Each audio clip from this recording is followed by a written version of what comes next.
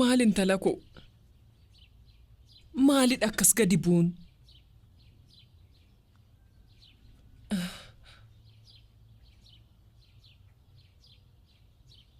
Naaf deebisi malee maaliif callista?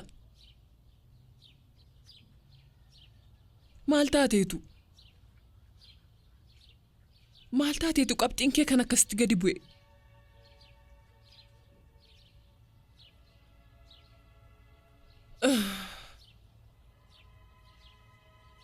Maaloo anoo dhibbadhe?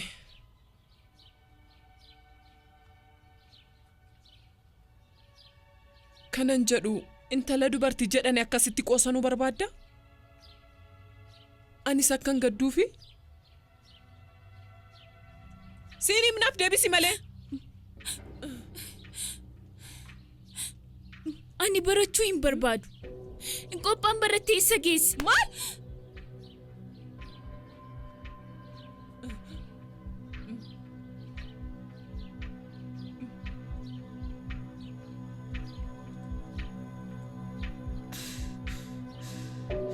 Addisiin hidhan. Iddoo sana jeequmsa baay'ee ture, iyya ture, asifaachi yeroo laaltu bakka hundayyuu nama iyyuu argita, achi sinuma dhageessaa. Qoonjit koo waan addaatiin sin jedhe, akkanumatti dhukaafaman sin jedha. Achiin ani immoo dhukadhee iddoo tokko dhaabbadhee nama dhufu keessummeessuudhaaf sirriitti qophaa'ee eeggachaan ture. Achiin xiqqoo ture balballi isaa yeroo banamu dhiira natti fakkaateeyyuu namni kophee guddaa uffatu akkas jecha yeroo ba'uun arge. Achiin dubartii wayiiti baay'ee furdoodha. Hojjaan ishees immoo dheeraadha. Achiin baatee dhaabbattee jechuudha. Ani duuba isheen jira. Suuta jedhee yeroon ilaalu nama rartee dubartiidha.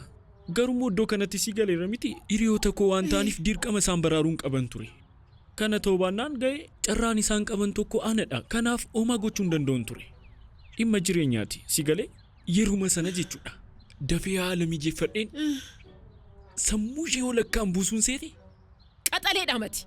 Achiin yeruma sana mucitti asifaachi jettee lafan dhoftu seete. Chuuchuwaatti barleenca. Kan hundumaa kan raawwate si. Anatu godheen sin jedha miti. Asifaachi jettee yeruma sana joonjooftee lafa. Kormaa koo.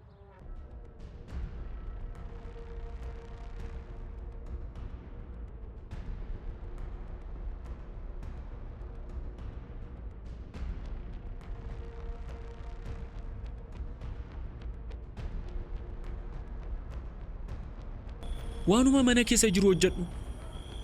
Anaan nan ilaallatu na dhiisi.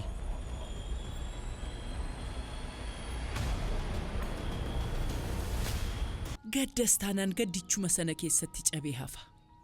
Kanaafi har'a koottuutii naasofnaa kan isiin jedhe. Garuu waan hin dubbachuu barbaade otoo hin dubbatiin dura waan ta'e haasofnu kun anaaf si gidduutti waan hafudha. Daagimiyyuu beekuun qabu. Tole. Eenyumatti iyyuu himu. Baay'ee gaariidha.